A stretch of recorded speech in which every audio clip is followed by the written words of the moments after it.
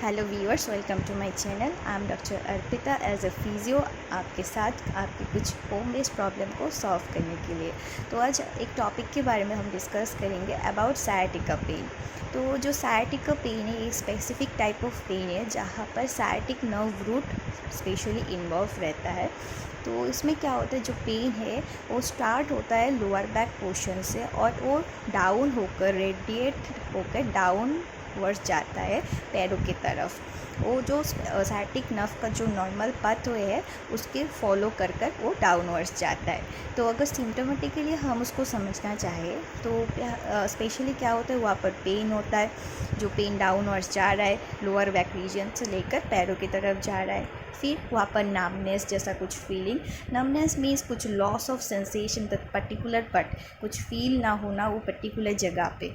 फिर कुछ tingling sensation, जैसे कुछ अगर पिन और नीडल के साथ अगर हम कहीं पे प्रिक करें जैसा फील होता है तो एक कुछ टिंगलिंग जैसा सेंसेशन होता है। और कभी कभार मसल वीकनेस होता है that particular affected leg area पे। तो अगर हम इसकी कॉजेज़ को समझना चाहेंगे तो वहाँ पर बहुत सारे कॉजेज़ होते हैं, कुछ मैकेनिकल कॉजेज़ होते हैं, कुछ पैथोलॉजिकल कॉजेज़ होते हैं। तो मेनली अगर हम सिंप्लीफाई वर्जन पे समझते हैं तो वहाँ पर क्या होता है, जो मेनली जो सायटिक नर्व है वो रूट किसी वजह से कंप्रेस हो रहा है या किसी वजह से इरिटेट होने की वजह से भी ये सायटिक पेन होता है। तो हम कुछ इंडिकेटिंग पेन एरियाज़ को देखेंगे। तो पेन एरियाज़ में स्पेशली क्या होता है, जो हिप एरियाज़ है, देन बटक एरिया है, देन कफ एरिया, जो पेन रेडिएट होकर जब कफ की तरफ कफ मसल मतलब फुट की तरफ जा रहा है वहाँ पर भी वो पेन फील होता है। और यहाँ पर कुछ एग्रीवेटिंग फैक्टर्स को हम जानेंगे सायटिका पेन की। एग्रीवेटिंग फैक्टर्स मतलब कुछ जो चीज़ें इस पेन को बढ़ाता है। तो जो लोग स्पेशली प्रोलॉन्ग सिटिंग पोस्चर से हैबिचुअल होते हैं, मतलब बैठ के डेस्क जॉब जैसे काम करते हैं, और जो लोग बहुत दूर दूर तक ट्रैवलिंग करते हैं, फिर नेक बेंडिंग एक्टिविटीज़ के साथ भी एक पेन बढ़ सकता है। फिर कुछ लोगों का आदत होता है पेट के बल सोने का, मतलब sleeping on the stomach, that time भी उसमें भी वो पेन भी एग्रीवेट होता है। और कभी कभार पुअर स्टैंडिंग पोस्चर और वॉकिंग पोस्चर की वजह से भी ये पेन एग्रीवेट हो सकता है।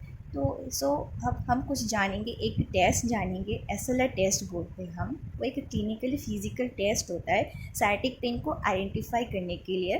उसको हम स्ट्रेट लेग रेस टेस्ट बोलते हैं। तो इस टेस्ट में पेशेंट को एकदम एक बेड पे सीधा लेटाएंगे, फिर उसकी पैर को मतलब हिप जॉइंट को अप्रॉक्सीमेटली 30 to 60 डिग्री एंगल तक फ्लेक्स करेंगे। फिर उसकी पैर को मतलब उसकी एंकल जॉइंट को बोलेंगे कि पेशेंट की तरफ मूव करे।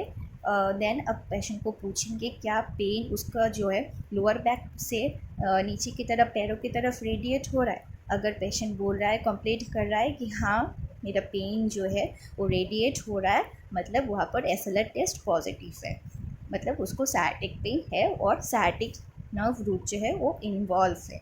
तो उसके कुछ यहाँ पर कुछ स्ट्रेचेस है, कुछ एक्सरसाइजेस है, हम इसके द्वारा इस प्रॉब्लम को सॉल्व कर सकते हैं, वो स्क्रीन पे है।